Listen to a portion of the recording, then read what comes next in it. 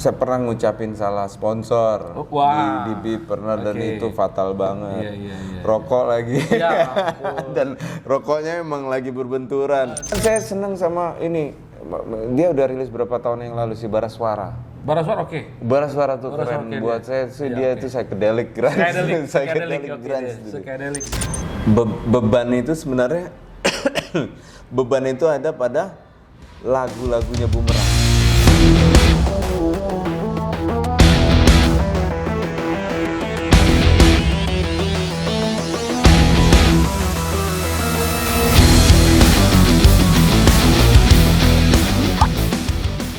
Halo Sobat Clickers, selamat datang di podcast Ngorok, ngobrol bareng rocker.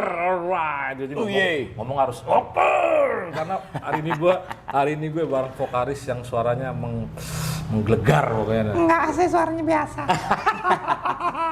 Kan main hari ini kita ada balik lagi di Raja Cafe Galaxy, bukan main Raja Cafe Galaxy.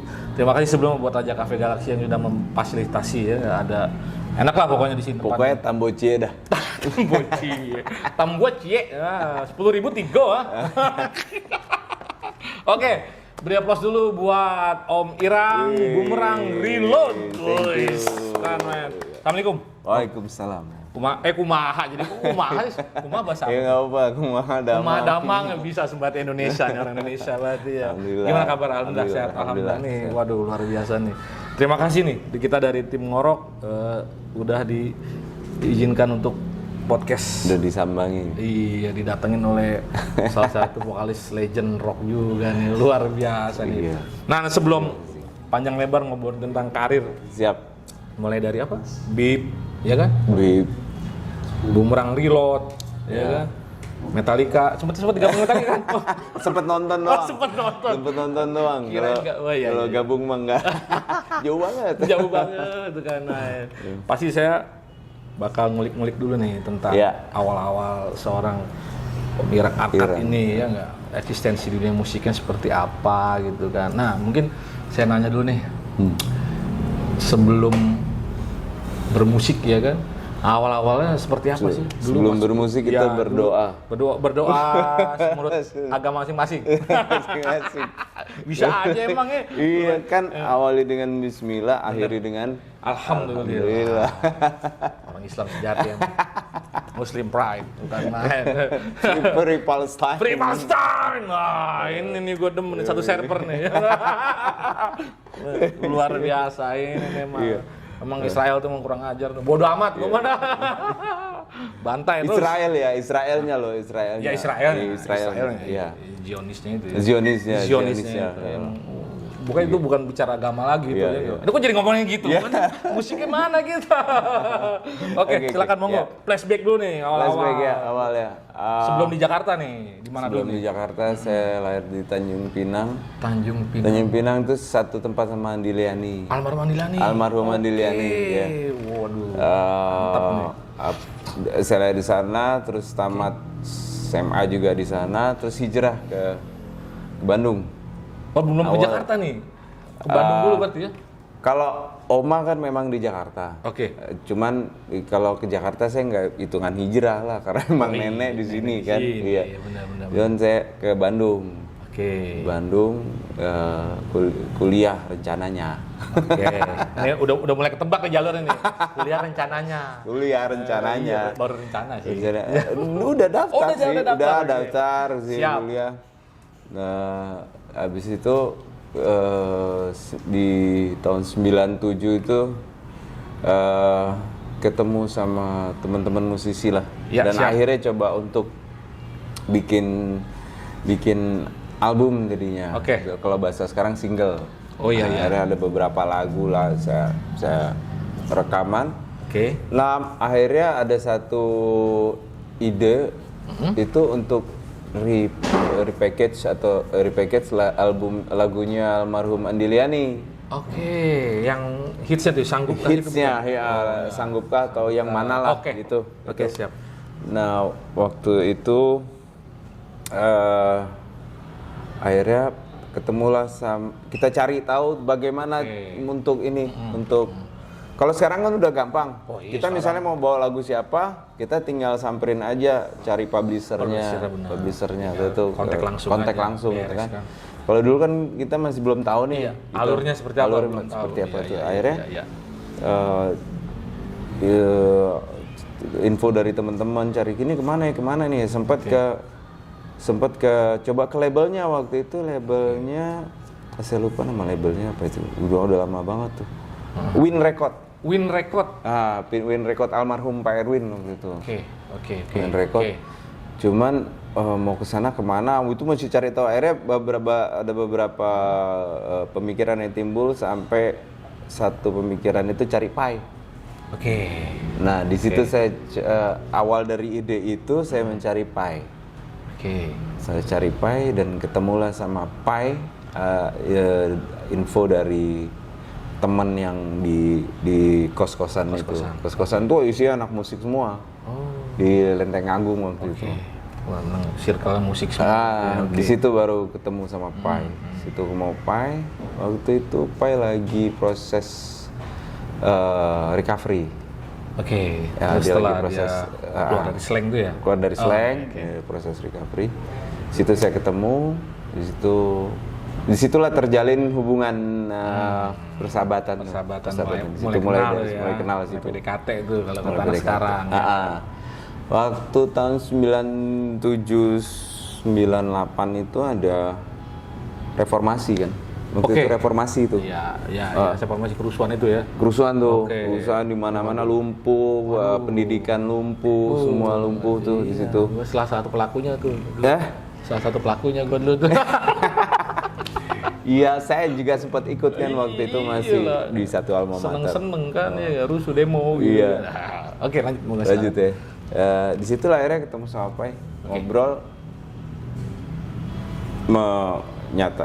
ketemu di studio di Big Guns di Cempaka Putih waktu itu. Itu saya kasih tahu tuh mau gini terus. Oh ya udah, terus nggak lama saya harus pulang ke Batam waktu itu. Saya udah tinggal di Batam, orang tua di Batam.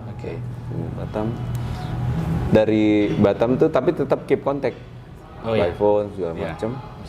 Nah tahun 98 akhir itu saya balik lagi ke Jakarta.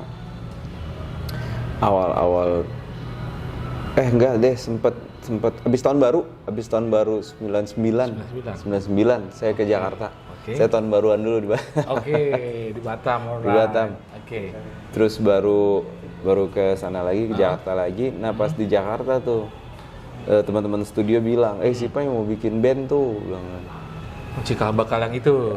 Tapi sebenarnya si Pai udah bikin, mereka tuh Bongki Indra tuh udah bikin, Pai Bongki Indra tuh udah bikin namanya Sableng. Namanya Sableng. Belum Bip. Singkatannya apa tuh? Saya bekas slang. Sableng. Belum ada vokalis tuh ya?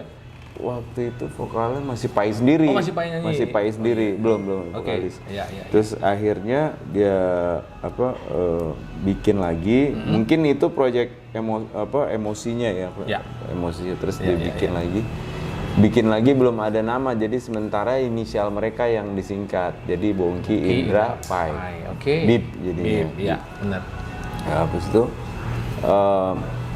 anak-anak studio ngomong, "Wih, mau bikin terus akhirnya ketemu sama Pai, ngobrol, terus akhirnya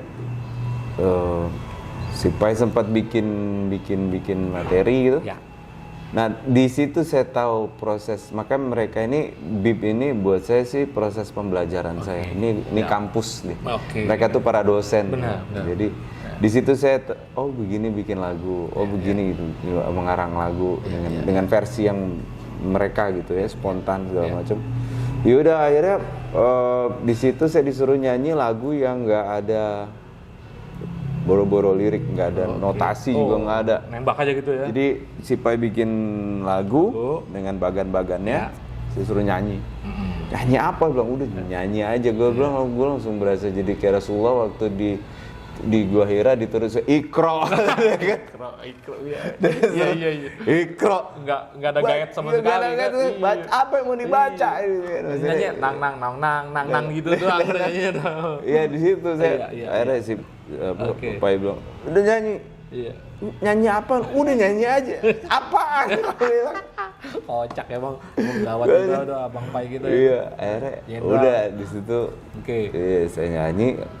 Rupanya proses itu adalah proses dia mencari tahu saya, menggali menggali saya di situ. Disitulah dia akhirnya ada kecocokan dan akhirnya ditemui ke Indra baru ke Bongki akhirnya kalau Jaka memang sudah ngikut waktu itu si Jaka tuh sering bikin project di sama Pai kayak ngisi drumnya apa di label-label gitu di studio.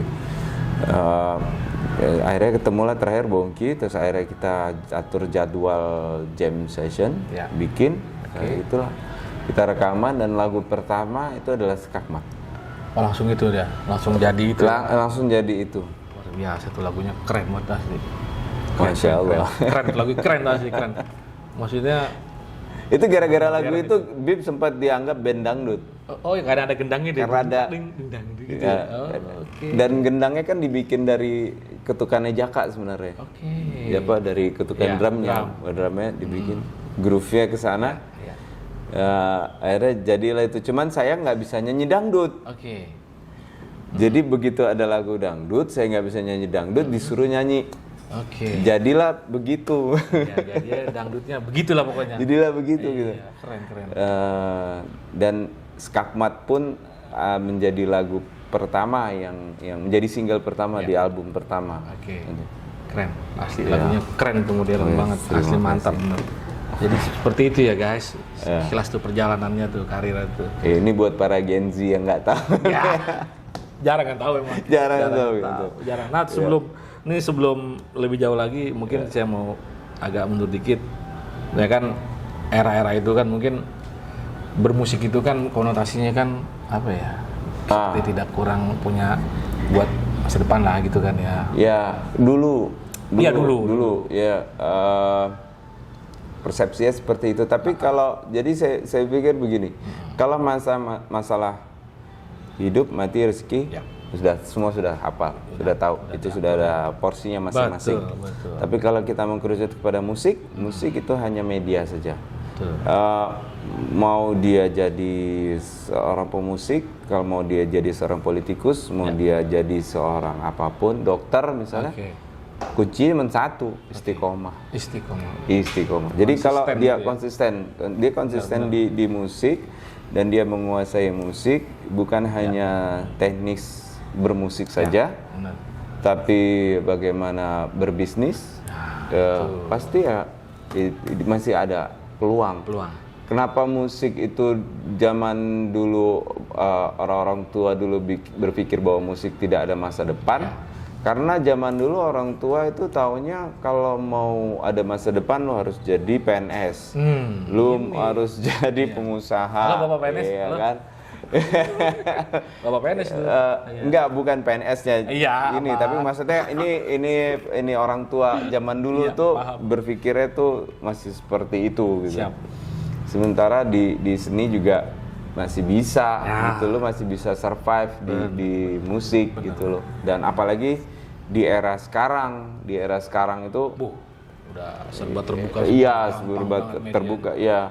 Kalau dulu network kita hanya nasional misalnya, sekarang kita udah bisa go internasional kok, dan banyak juga artis-artis kita yang udah go internasional.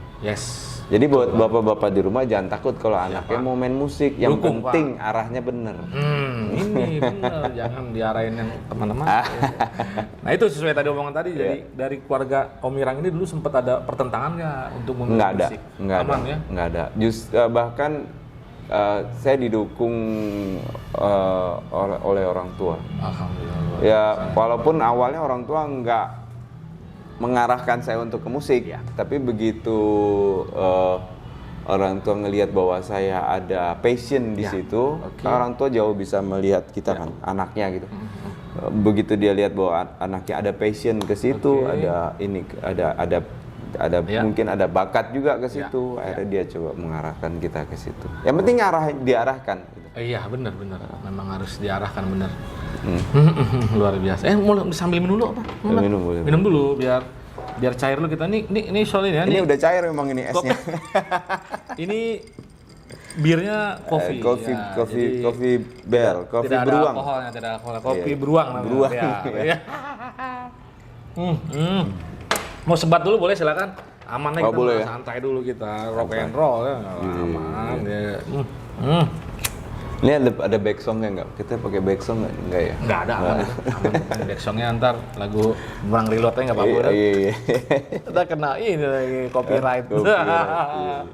Nah, berbicara musik vokal ya kan, pasti punya influence dong saat dulu. Pasti, ya kan? Pasti punya role model, pasti semua orang ada role model. Kita sebagai kerja juga, mungkin kalau kata anak sekarang tuh kepo istilah katakan, pengen tahu lah seperti apa sih, siapa aja sih sosok influence-nya Om Irang nih saat dulu. Saya kebetulan besar di era 90s ya, era 90-an ya. Jadi referensi saya waktu itu diantar oleh era grunge waktu itu. Era grunge, terus Seattle Sound.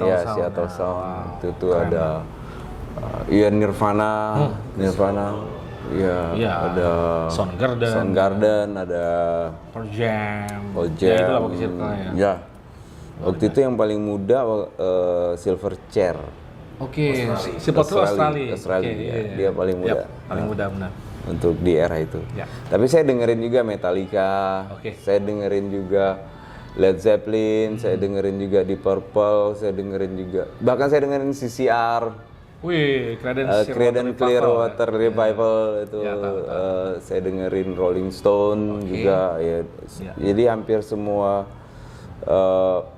genre yang berkutat di dunia rock saya dengerin. Buat referensi ya. Buat referensi. Oke. Tapi pasti ada salah satu lah yang maksudnya yang membentuk banget. Nirvana. Kurt Cobain berarti. Iya, Kurt Cobain. Vokalnya, secara vokalnya. Tapi secara vokal sih saya nggak setimber dengan dia. Saya lebih setimber dengan Eddie Vedder-nya, Pearl Jam, lebih ke sana. Cuman saya suka Nirvana karena mungkin ekspresinya mewakili kita muda-muda di tahun itu gitu. Dia punya energinya itu mewakili kita banget itu. Mungkin itunya gitu. Meledak banget gitu. Meledaknya. Gitu. Menyala Bang Gol kata sekarang. Menyala. Menyala. Nah, saya mau nanya nih, saat itu kan BP itu kan identiknya slang dulu kan, ya kan? Slang kan. Nah, saat terbentuk BP dengan vokalis Om Irang ini, ada beban nggak sih untuk seorang Om Irang ini saat itu kan bayang-bayang slang itu kan kuat ya kan? Gini, saya terbeban bukan dengan bayang-bayang slangnya. Saya terbeban bukan, tapi saya beban waktu itu adalah saya berkolaborasi dengan senior, dengan mereka yang musikalitasnya jauh dari saya. Itu yang jadi beban terberat waktu itu, karena apa yang mereka utarakan itu saya belum pernah menjalankan, jadi saya nggak bisa ngebayangin apa sih maunya apa, gimana. Itu justru sana. Kalau dengan masa lalu mereka saya nggak terbeban, karena buat saya masa lalu ya masa lalu. Masa lalu ya masa lalu gitu. Iya benar sih. Bisa aja. Iya bener emang masa lalu udah. Masalah gue sih enak aja. Iya. Oke, siap. Ya lebih kurang gitulah. Maksudnya kalau yang menjadi bebannya. Ya. Berarti aman lah ya, yang luar biasa. Nah, terus kan sempet nggak aman juga. Nggak aman juga. Kalau aman ya mungkin gue masih di BIP. Wah, iya. Nah ini nih, cuman udah sampai situ aja. Kita nggak perlu ngorek itu, kita nggak perlu ngorek itu. Ya itu udah di belakang panggungnya, di belakang panggung, nanti di belakang aja gampang. Jangan mengorek luka lama. Iya, no, biarin aja yang berlalu sudah berlalu lah. Enjoy kita, move on ya nggak, mengalah bangku. Nah kan sempat sama Bib itu 2 album ya? 2 album, terus satu lagi yang terakhir penutupan tuh single. Sebenarnya lebih ke perpisahan aja sih. Ada 2 single perpisahan di situ yang ternyata harus memilih sama satu lagi saya lupa judulnya karena lama banget nggak dibuat. Satu lagi udah nggak mau nakal lagi kalau nggak salah. Oke. Tapi di album pertama tuh gue yang paling suka cuma satu lagu gue suka banget. Skakmat. Bukan. Oh bukan. Kirain Skakmat tuh pasti suka. Iya. Tapi ada lagi yang lebih gue suka tuh, yang lagunya gitu. Aku gebuk lagi. Itu gue seneng lagu itu, ya gak? Asik banget kan, liriknya kocak juga nih gue bilang nih. Iya. Nah, di BIP ini, Om Irang ini terlibat dalam pembikinan lagu atau? Dari A sampai Z. Semua bikin terlibat di lagu itu? Terlibat, karena waktu itu saya nggak mau meninggalkan sedikit pun prosesnya. Oke. Buat saya ini sesuatu yang baru dan saya seneng banget waktu itu. Jadi apa itu recording, apa itu mixing, apa itu mastering, walaupun bukan saya yang ngerjain, tapi proses itu saya ikutin. Begini. Itu karena tambah ilmu juga ya. Iya, karena itu ilmu yang nggak bisa didapat di mana aja gitu. Dan itu prosesnya saya jalani. Jadi buat anak-anak Gen Z sekarang, jangan pernah takut untuk berproses dan nikmati prosesnya gitu. Karena sebuah proses itu akan menghasilkan hasil yang wow pokoknya. Iya, berdarah-darah dulu istilahnya. Berdarah-darah dulu. Ya nggak harus kan. Nah terus dua album itu terus akhirnya keluar resign. Terus setelah keluar itu bikin proyekan lagi? Banyak itu. Banyak. Habis itu saya sempat bikin RRI, radio tuh. Republik Rock Indonesia. Radio. Iya, nyerempet ke sana. Iya, oke. Republik Rock Indonesia. Siapa aja kan itu ada saya, ada Dedi gitarisnya Kunci. Oke, Kunci. Ya kita doain aja, sekarang dia lagi sakit, semoga Allah kasih kesembuhan buat dia dan bisa band lagi. Semangat abangku. Ya, terus ada Teguh itu dari Tiket. Oke. Gitaris juga. Tiket. Ada Thomas bass sama Thomas mana aja tuh orang? Bukan Thomas Gigi. Thomas lain. Bukan, ini Thomas ini adiknya Jaka. Oke. Jaka. Dia main bass juga. Oke. Diralat ya bangku. Kan Thomas Gigi. Ngeri bener dah. Kalau drum waktu itu ada Boan, ada banyak deh ya. Jaka juga ada. Ada Areng juga sempat, adik saya juga sempat. Adik juga main musik. Juga main musik juga. Ya terpengaruh dari abang waktu itu. Dari Bontot. Oke, terus berarti proyekan ngeband atau solo album tuh?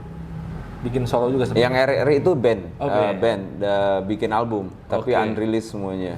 Cuman ada satu lagunya yang sempat saya, ada 2 lagunya sih yang sempat saya taruh di YouTube. Single tuh ya? Album lagu dari album itu. Yang satu Sahabat Lama. Yang satunya lagi itu Waktu kalau nggak salah judulnya.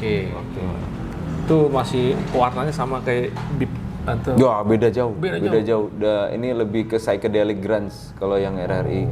Ya, berarti emang idealismenya di situ keluar. Kayaknya. Idealisme keluar katanya, jati dirinya keluar nih grunge.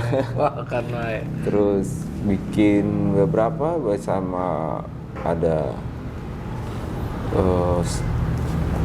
bikin single sendiri juga ada. Terus terakhir ini ada rap rock saya bikin sama Randy Zigas. Sempat rilis satu singlenya All My Life tuh. Di YouTube ada.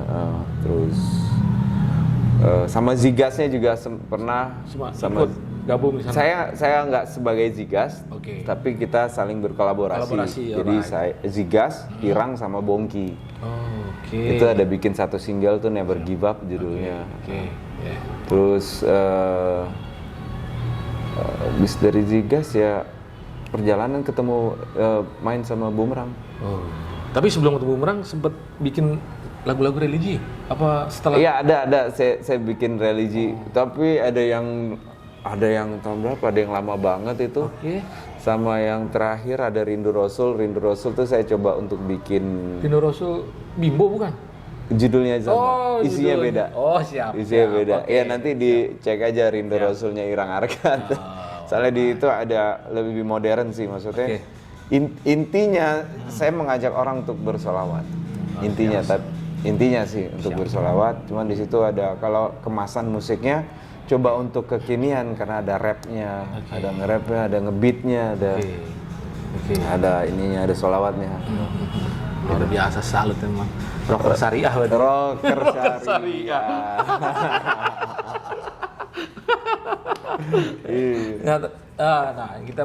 Aku mau nanya dulu nih Bang ya.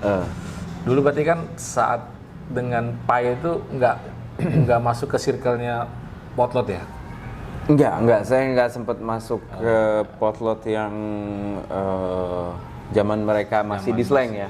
Karena mereka di slang saya masih putih biru. Oke. Putih biru, putih abu-abu. Ya, saya sempat nonton waktu saya SMP kan di Batam tuh, saya sempat nonton waktu itu slang main di Batam. Nah itu saya sempat nonton depan panggung begini. Dari saya inget tuh depan saya si Pai. Jadi Pai, Kakak, Bongki, Indra Bim Bim ya. Itunya promosi. Dan saya pas depan si Pai nonton, begitu gede ngebandnya sama Pai. Enggak, udah lagi gini. Buat suatu saat bisa main sama dia nih. Enggak ada kepikiran gitu. Malah gue nggak kepikiran jadi anak band malah. Waktu masih itu gitu. Iya. Cuma nonton aja gitu. Dan yang gue bingung yang waktu gue nonton itu gue nggak menikmati lagu-lagunya, musiknya gitu, nggak. Makanya yang lain, jingkrak-jingkrak, gue cuma diem aja ngeliat. Ya itu hal yang aneh sih. Kontras juga. Nonton slang tapi. Enggak, jadi lebih ke observasi. Siap. Oh gini ya, band. Kayaknya itu band yang apa paling deket gue nontonnya. Deket banget ya? Deket banget tuh. Depan panggung banget. Bukan, wah. Itu kayak tiket jebolan depan panggung. Geser-geser gitu. Kayaknya. Oke, balik lagi tadi ke lagu-lagu religi. Nah, ini kan kenapa bisa memilih lagu jalur religi itu? Karena sebagai manusia kita kan punya religi. Dalam berakidah kan. Berakidah. Jadi gini. Ada pepatah bahwa kalau harimau mati meninggalkan belang, gajah mati meninggalkan gading, gitu kan. Seniman mati meninggalkan karya. Ya, sudah. Setidaknya setelah ada beberapa karya secara pop yang sudah pernah gua rilis, ada satu karya yang menetral dan untuk mengingatkan, niatnya untuk itu, niatnya hanya untuk itu. Maka saya nggak fokus di religi kayak Opik misalnya, kayak penyanyi-penyanyi religi lainnya gitu. Saya nggak fokus di sana. Saya hanya membuat karya religi itu hanya untuk bagian dari dakwah aja. Siar aja. Bahwa Irang itu Islam loh. Emangnya apaan gitu? Banyak yang ngira saya Kristen. Berarti sempat mengalami fase hijrah nggak dari bermusiknya ini? Bermusiknya hijrah atau orangnya? Orangnya iya, kalau musiknya saya nggak hijrah. Orangnya juga sebenarnya nggak hijrah. Nggak saya islah. Kalau hijrah kan berpindah, kalau islah memperbaiki. Jadi lebih ke memperbaiki diri aja. Nah kan biasanya kan kalau musisi musisi yang sudah ke arah agama, ya kan, kebanyakan kan kadang langsung meninggalkan dunia musiknya ya kan. Ada. Kan paham kan ada kan. Banyak beberapa teman saya kan yang emang. Nah ini saya mau nanya nih kan, ya di luar sisi musiknya, kita bahas religi ya. Seorang Om Irang ini menilai musik itu seperti apa dari sisi agama lah misalkan gitu. Oh, dari gini ya, pertama saya bukan ustadz. Pertama bukan ustadz, berarti ilmu tentang agama saya masih banyak kurang. Ya, cuman sekarang saya coba untuk cari tahu ya, nambah ke ini. Tapi kalau dari sisi musik, dari apa kita harus meninggalkan musik atau tidak sekarang gini? Ya. Kalau seandainya ini di dalam agama kita kan bilang bahwa minuman keras haram, babi haram. Boleh nggak makan babi? Enggak lah. Boleh. Boleh. Kan? Kalau keadaannya, ya. Kalau keadaannya udah nggak ada lagi yang bisa dimakan, dan itu hanya untuk bertahan hidup aja. Akhirnya babi itu dibolehkan, bukan dihalalkan, bukan, tapi dibolehkan, tapi hanya dengan kadar tertentu. Begitu juga musik. Kita analogi aja ya, analogi. Terus kalau di musik, misalnya di musik kan ada dangdut, ada rock, ada jazz, ada macam-macam jenis musiknya. Kan? Saya mau tanya, apakah di dangdut tidak ada maksiatnya? Ada. Jadi jangan rock ya, karena itu semua ada di rock, semua ada. Konotasinya di semua rock di rock semua nih, makanya saya nggak mau. Dikumpulin di rock. Saya nggak mau ke sana nih. Iya. Apa di jazz nggak ada? Ada Pak. Terus yang lainnya lah, musik daerah lah, ada. Iya. Saya banyak nemuin pemain-pemain musik itu, wah ini kalau nggak minum nggak enak. Tapi banyak saya temuin di rock. Saya tar dulu, gue sholat dulu. Salut ya. Banyak juga maksudnya. Jadi nggak jangan mengotakkan musiknya. Jadi itu lebih ke personalnya. Lebih ke personalnya gitu kan. Terus letak haramnya di mana? Letak haramnya apabila di musik itu, bukan di musik, di lagu. Atau di di syair sih sebenarnya yang paling ujung tombak itu mengajak kepada kemaksiatan. Itu di syairnya mengajak kepada keburukan. Kemusrikan. Di situ jadinya dia haram. Tapi kalau misalnya dia mengajak kepada kebaikan, dia mengingatkan kita kepada kepada kebaikan lah ya. Kepada dakwah. Maka musik itu apakah jadi haram? Ya secara analogi kan. Secara analogi aja gitu. Tapi memang ada sebagian sahabat kita, saudara-saudara kita yang menganggap mentaklikan bahwa udah haram. Titik. Ya udah, itu terserah lu gitu loh, hidup lu, gue hidup gua gitu loh. Kan gitu. Maksudnya kalau misalnya seandainya lu suruh gue berhenti dari bermusik. Kompensasinya apa? Karena Allah mengalirkan rezekinya saat ini lewat musik. Terus gue suruh nyetop, apa enggak itu jadi zolim pada Allah, pada takdir, pada rezeki ini. Benar juga sih. Sedangkan kita aja dilarang untuk berbuat zolim, terutama zolim pada diri sendiri. Itu lebih fatal lagi. Lebih fatal. Iya kan kita punya tanggungan juga kan. Nah itu, curhat. Halo. Halo.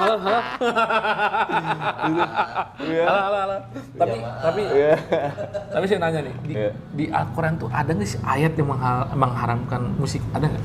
Belum pernah nemu sih, atau guanya yang belum khatam kali. Oke, tadi saya bilang bahwa saya bukan ustadz, ilmu tentang itu. Dan setahu saya yang di Al-Quran tuh jelas yang diharamkan itu judi, hamar, zina. Jadi hamar, zina, ada ya. Lagi judi, hamar, zina, babi, anjing. Itu yang diharamkan. Musik saya belum dapat ayatnya, tapi kalau memang ada nanti di share aja, mungkin di kolom komentar ya. Ini kita saling mengingatkan, ini itu saling sharing, saling mengingatkan. Kita terbuka kok. Aja enjoy ya nggak? Oke. Kalau musik yang haram itu, kalau kata guru gue dulu ya nggak, suara piring tetangga lu yang kelaparan gitu kan. Katanya seperti itu dulu. Ya kan suara itu katanya. Ya, itu musik yang haram apa? Apa tuh? Musik pales. Musik iya sih. Coba main musik pales. Ya. Ngangek. Itu yang pales itu. Itu yang haram itu. Tapi sekarang malah jadi viral kayak gitu ya. Musik-musik yang pales itu malah jadi ngetren itu dipalas-palasin gitu. Yang mana? Aku belum dengar. Iya kayak ada lagu siapa yang siapa main noneno jadi jadi viral gitu. Gimmick. Itu mah gimmick. Iya gitu. Dipalas-palasin. Alright. Luar biasa tadi. Ya gitulah Sobat Clicker, sedikit tadi kita Sobat apa namanya? Panggil? Sobat Clickers. Oh, Clickers. Halo Sobat Clickers. Iya. Bukan main. Ngeri ya, ganteng gak sama kayak gue. Allah. Oh, Akbar. Enggak lah, gantengan situ. Aduh, bisa aja emang. Norek. Bisa nomor sepatu, iya. Enggak, gue nggak main sepatu, emang gue tukang sepatu. Oh, iya. Gue main langsung transfer ya. Iya. Transfer dulu aja, jangan lupa transfer gue dulu. Oke, siap, udah kita bicara lagi. Serius lagi nih. Nah, terus kan lanjut kita ke bumerang. Minum dulu. Bumerang nih, Lot, silakan. Mau masuk bumerang gue minum dulu. Iya dong, iya biar cek bukan. Bukan main. Awas nih, AO nih, AO. Martabak. Ini kopi beruang. Kopi bear. Kopi beruang. Tapi asik itu. Ini bener loh, kopi bear, kopi beruang. Ini produk lokal nih, mantap. Iya. Martabak kan silakan. Iya. UMKM ya. Iya, ya gini lah podcast kita memang begini. Iya. Nyantai aja. Martabaknya jauh kan dari Mesir. Martabak jauh dari Mesir. Ayo dong. Ya silakan. Tuan rumah dulu dong. Silakan udah. Kalau ada racunnya kan tuan rumah dulu yang mati. Kacau. Kita jadi tamu dulu, silakan. Kamu teh sambil makan Iya. apa? Ini dulu. Oke, nah kita lanjut tadi ke bumerang. Ya. Nah ini prosesnya seperti apa nih? Tiba-tiba terdampar di bumerang reload ya. Terdampar di bumerang reload nih. Aspek tidak sengaja kayak atau memang sudah dijodohkan apa ditakdirkan ya Allah alam. Tapi proses dunia itu begini, waktu itu pas gue juga lagi tour sama Indonesian Care. Indonesian Care itu satu proyek sosial yang jadi saya Pai waktu itu saya Pai dan teman-teman lah ya, ada Sandi Kanester juga. Ada Rustam juga, itu bikin satu project untuk menyuarakan kedamaian waktu itu pilkada presiden pilpres 2019 ya, yang pokoknya cuma ada Jokowi sama Prabowo. Oh iya. Itu. Nah begitu selesai, udah selesai. Nah itulah kita bikin ada satu musik, berangkat dari situ. Bikinlah sebuah project, terus ada Tatang juga yang mengelit project itu, jadilah namanya Indonesian Care. Indonesian Care. Nah di komunitas itu juga ada lagunya, kita bikin album di situ. Nah itu jalan lagi tour tuh, lagi tour waktu itu ya di akhir di akhir tahun 2020 kalau nggak salah. Bumerang mau main di Makassar. Oh, yang mau dia Rockin Celebes kan? Ya, di Makassar Rockin Celebes. Waktu itu saya dikontak sama Ivan,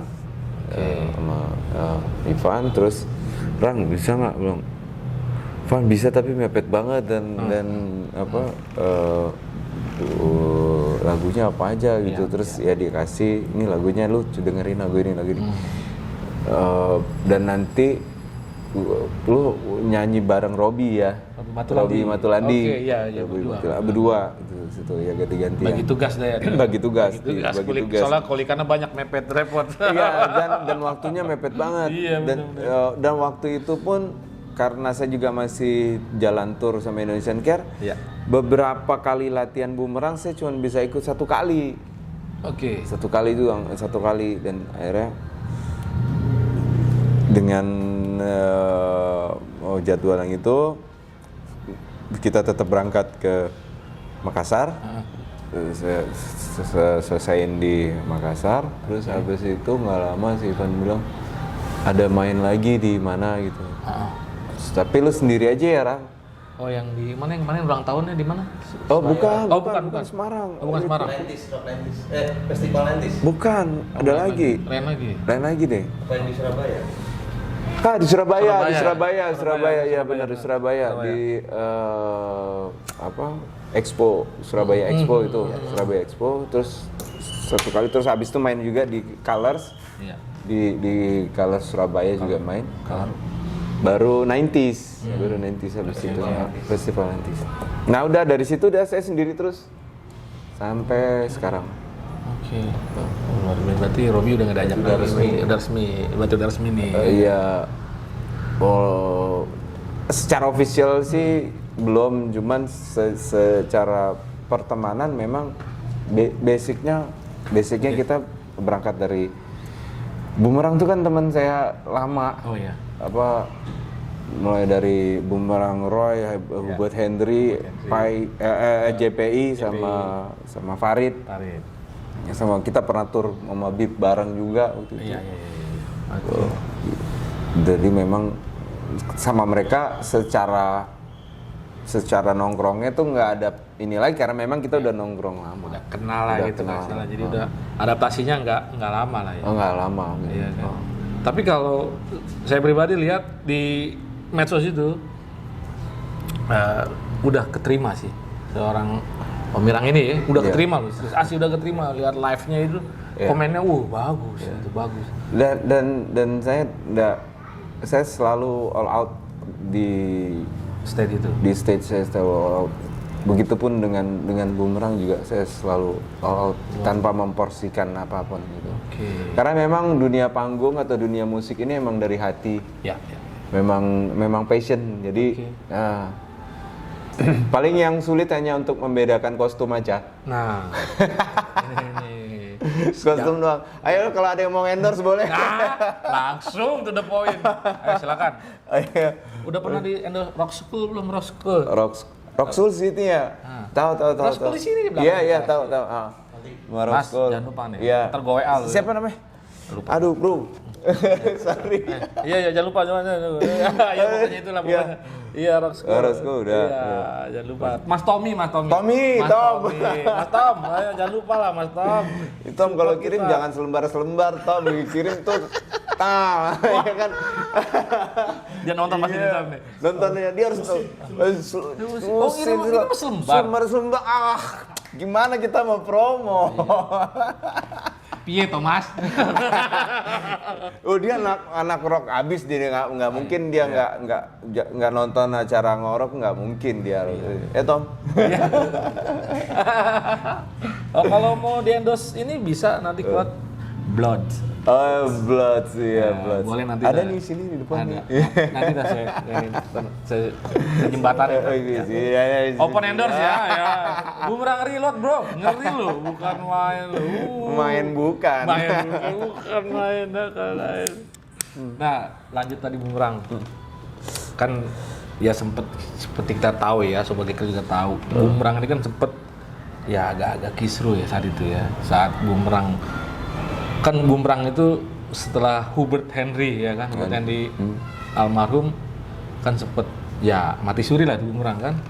Tiba-tiba Mas JPI naik lagi ya kan, itu di bawah mulai panas tuh kan ya kan, antara Boomers yang ke Mas Roy ya kan, Boomer yang ke JPI. Nah itu seorang Omirang ini sempat terbebani nggak dengan masalah itu. Ya, makanya kan? masa lalu kan. Masa lalu, balik lagi masa lalu. Anjay.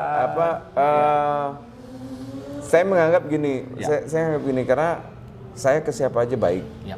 Jadi kalau saya udah ke siapa aja baik, insya Allah respon dari mana aja, insya Allah baik. Jadi mungkin setiap orang pasti punya masalahnya masing-masing. Dan masalah itu pasti berdampak kepada si pemilik masalahnya. Itu pasti, kan pasti berdampak gitu. Jadi balik lagi bahwa di sini apapun itu show must go on. Ya, jadi dan kita semua juga harus move on gitu. Kita juga semua harus move on. Jadi dan saya rasa mereka sudah cukup dewasa dan cukup bijak dalam menghadapi ataupun menyelesaikan masalahnya. Saya rasa itu. Oke. Jadi kalau dalam berpanggung, dalam panggung, dalam jalan ini beban itu sebenarnya beban itu ada pada lagu-lagunya Bumerang. Oke. Lagunya Bumerang banyak banget. Wah, luar biasa. Berapa album? 13 album. Iya, Satu album 10. Gokil, 130 lagu. Band produktif Itu doang sih bebannya. Ya, Bro. Jadi sampai sekarang ini ya saya perlu prompter. Gitu karena di depan saya perlu prompter itu karena untuk guiding itu karena pertama kita sebagai performers itu kan bukan seperti nyanyi di karaoke, Bro. Oke. Kita nggak gitu. Iya. Tapi pertama ini lagu ada nyawanya. Ini lagu ada nafasnya. Ini lagu ada emosinya. Terus di mana kita di panggung itu bisa berinteraksi, di mananya kita mesti. Nah, itu tuh untuk mempelajari satu lagu aja itu itu cukup rumit. Bumerang banyak banget lagu. Banyak banget nasi bener. Banyak banget ya, memang produktif abis ini. Emang PR itu ya, PR terberat itu ya. Iya, waktu di BIP kan coba ya nggak kalau di BIP kan saya ikut prosesnya. Saya ikut prosesnya, nyanyinya, bikin liriknya, ini semua ikut prosesnya. Jadi nempel lah ya. Nempel. Kalau Bumerang kan nggak yang materi-materi yang mereka itu udah ngehin semua, bahkan udah nempel banget Roy-nya. Ya kan maksudnya? Itu dia. Jadi itu emosinya yang mesti saya tangkap nih. Emosi. Kalau saya nyanyi seperti Roy nggak akan bisa. Lain karena tenggorokannya udah lain gitu kan. Tapi yang saya bisa itu adalah semua mesti bisa menyatukan emosinya dan dinamiknya, napasnya itu masih bisa. Nah, itu penting. Ya ibaratnya jangan sampai ada lagu sedih terus lu nyanyinya seneng, lalunya happy atau kebalikannya lagu ya seperti itulah itu. Luar biasa ya. Tapi sekarang sudah mulai ini ya, terbiasa ya Bumerang. Sudah ya sedikit banyak lah. Sudah mulai. Dikit pertanyaan nih. Nah, selama di BIP, selama di Bumerang, mungkin punya pengalaman yang unik saat manggung. Entah tuh. Banyak. Ya, pokoknya yang paling unik lah atau kalau gue pernah nih ya podcast gitaris salah satu band ternama itu kan dilempar kangkung dia. Manggung lempar kangkung. Saya sempat waktu tur sama Bumerang di kalau nggak salah di Sidoarjo apa di Mojokerto ya. Sidoarjo kalau nggak salah. Saya lempar batu apa pasir gitu. Oh, sadis banget. Iya sama Boomers-nya. Karena memang kita main di kandangnya Boomers gitu, kandangnya Bumerang gitu. Wajar kalau dan kan BIP baru Bumerang. Jadi memang mereka tunggu Bumerangnya. Sempet. Oh, itu waktu zaman BIP. Waktu zaman di BIP. Gara-gara lemparan Boomers itu saya masuk Bumerang. Iya. Terima kasih, Bro. Thank you. Ada hikmahnya ya. Ada hikmahnya. Makanya jangan lempar-lempar. Lempar duit kayak banyak. Itu di banyak sih. Okay. Salah satunya yang masih ya kalau saya pernah ngucapin salah sponsor di BIP pernah dan itu fatal banget. Iya. Rokok lagi. Dan rokoknya emang lagi berbenturan. Waduh, ajib banget itu. Nonton manajer areanya kan. Waduh, udah Ram Jaya sponsor Jarum. Itu yang bener. Besok langsung laporan tuh. Itu jangan dipakai lagi tuh katanya. Waktu itu kita main di Malang. Oke, siap. Abis tur 7 titik kalau nggak salah sama Gudang Garam. Iya. Langsung besoknya main di Malang yang main Jarum. Oke. Thank you Gudang Garam. Selesai.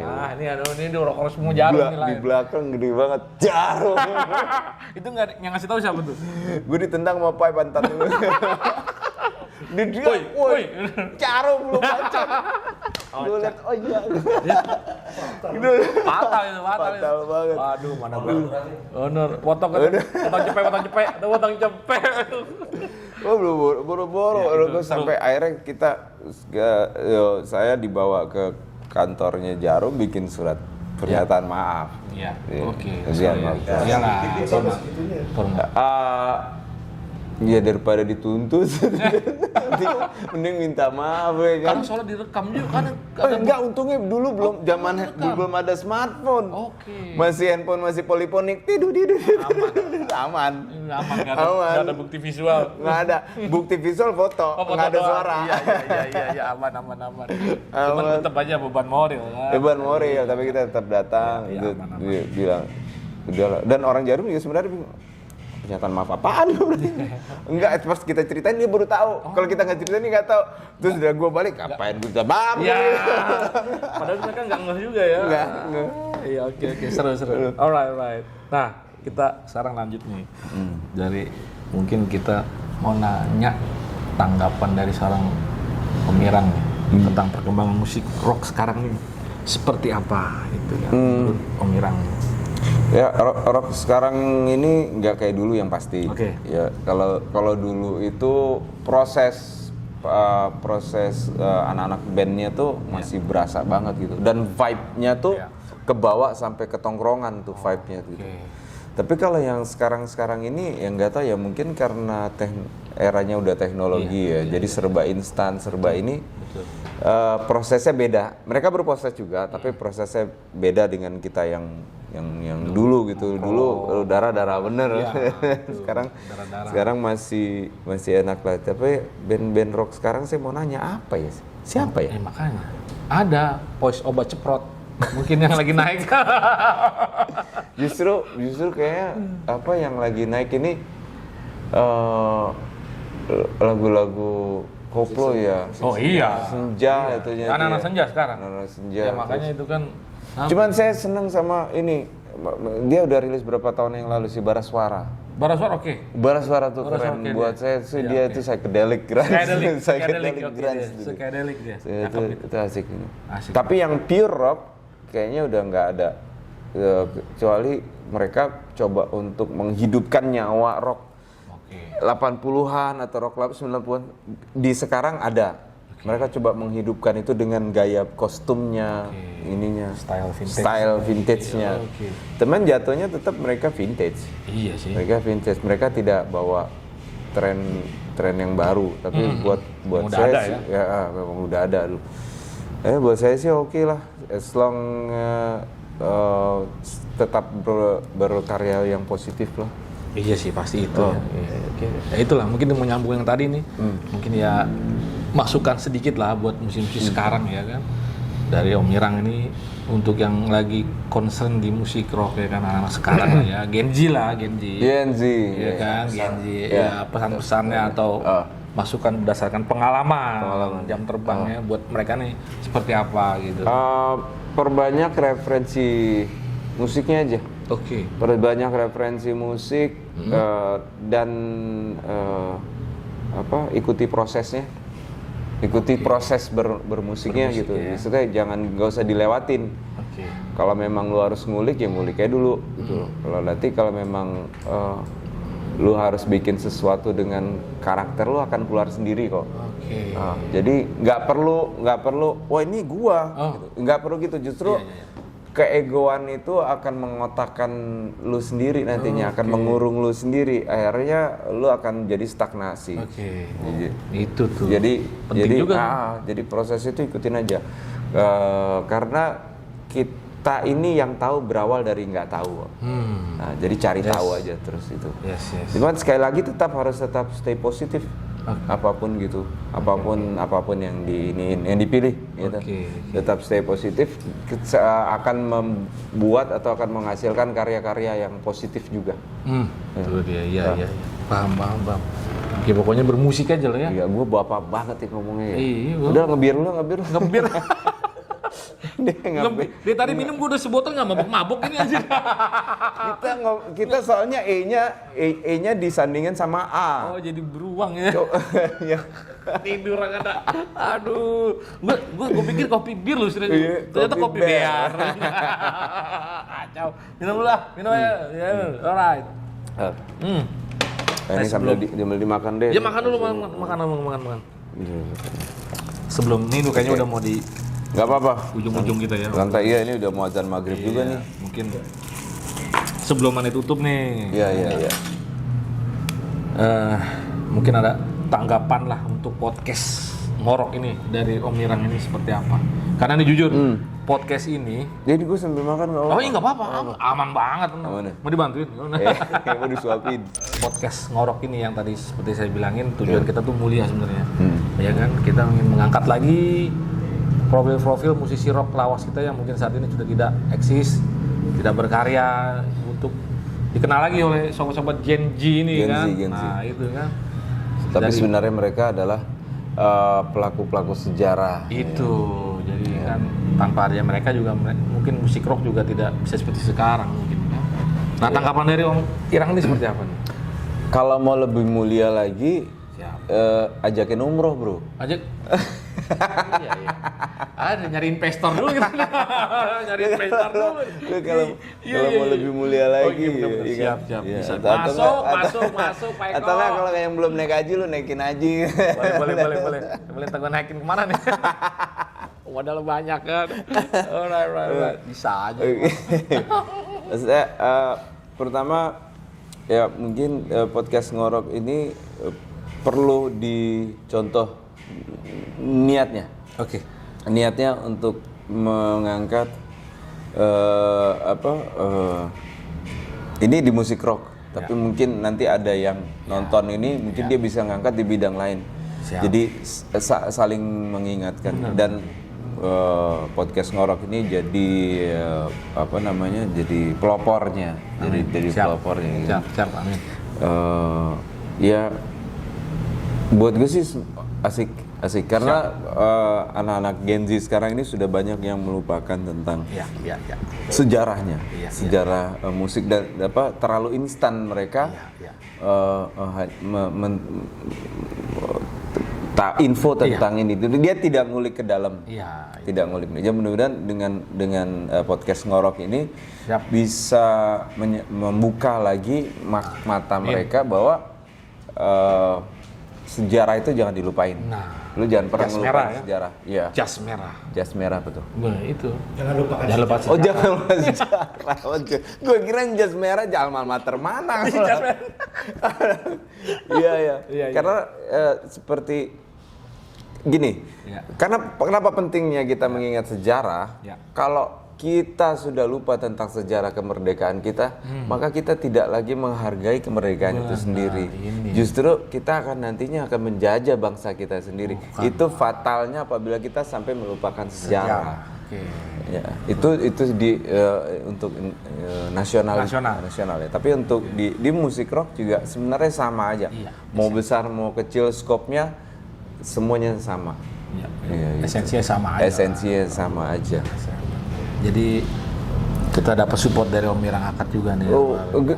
Gue yang thank you sama Ngorok karena sudah disupport, diundang ke sini. Terima kasih. Sama-sama nih kita sama-sama saling support kan lain. Namanya Bangku kan lain. Nah, Mirang, gue pribadi mau ngucapin terima kasih nih. Dalam arti gue tuh sebenarnya boomers banget sih Bumerang tuh apa tempat lagi. Berarti lu termasuk salah satu yang nggak setuju gue. Bukan, berarti ternyata Bumerang ini melalui Om Mirang hidup lagi. Nah itu gue terima kasih banget Bumerang tidak mati suri lagi gitu. Iya, gue juga banyak terima kasih buat buat Omari juga sudah support semua musisi rock juga sama. Dan ada nggak adanya gue di Bumerang, kalau Bumerang juga tetap akan tetap eksis, tetap besar. Dia tetap besar. Saya hanya bagian cerita kecil saja. Cerita kecil, emang low profile yang Bumerang ini luar biasa. Oke, Sobat Likers, nggak kerasa kita sudah panjang lebar ngobrolin tentang karir Om Irang Gumelang Pilot ini nggak terasa sudah azan maghrib. Oke. Sebelum gue pamit undur diri, biasa nih kita ada kenang-kenangan dulu. Kaos Marah. Monggo silakan Mira. Terima kasih. Udah pas.